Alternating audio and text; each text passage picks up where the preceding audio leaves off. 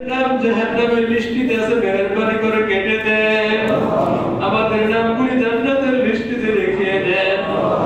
আল্লাহ, আমাদের মধ্যে অনেক অসুস্থ আছে, মাওলা মেহেরবানি করে পরিপূর্ণ সুস্থ করে দেন। আল্লাহ, অনেকে পেরেশানিতে আছে, পেরেশানি দূর করে দেন। অনেকে ঋণগ্রস্ত আছে, ঋণ পরিশোধের ব্যবস্থা করে দেন। আল্লাহ, অনেকের সন্তানাদির প্রয়োজন, সন্তানাদি দান করেন। আল্লাহ, অনেকের বিবাহের উপযুক্ত সন্তানাদি আছে, মাওলা তাদের বিবাহের ব্যবস্থা করে দেন। অনেকের জন্য দোয়ার আবেদন করেছে, মাওলা যাদের ইন্তেকাল হয়ে গেছে তাদেরকে মাফ করে দেন। যারা জীবিত আছে মাওলা অসুস্থ তাদেরকে পরিপূর্ণ সুস্থ করে দেন। অনেক কোরআনে কারীমের খতম আছে মাওলা, সবগুলি খতম আপনি কবুল করে নেন। আল্লাহ, খতমকারীদের এই তেলাওয়াতের সওয়াব তাদের আপনজন কবরবাসীর কবরে পৌঁছে দেন। আল্লাহ, এই মসজিদকে আপনি কবুল করে নেন। মসজিদের পরিচালনা শুরু থেকে এ পর্যন্ত যারা ছিলেন মাওলা, যাদের ইন্তেকাল হয়ে গেছে সকলকে মাফ করে নেন। আল্লাহ, বর্তমানে যারা পরিচালনা আছেন মাওলা তাদেরকে আপনি কবুল করে নেন। আল্লাহ, দ্বীনের মধ্যে ইখলাস দান করেন। আপনার ঘরের খেদমত আপনার সন্তুষ্টির জন্য করার তৌফিক দান করেন। আল্লাহ, আপনার সন্তুষ্টির জন্য করার তৌফিক দান করেন। আমাদের সকলকে দ্বীনের জন্য কবুল করে নেন। আল্লাহ, আমাদেরকে দ্বীনের জন্য কবুল করে নেন। ইয়া আল্লাহ, আমাদের সন্তানদেরকে কবুল করে নেন। আমাদের সন্তানগুলিকে দ্বীনের জন্য কবুল করে নেন।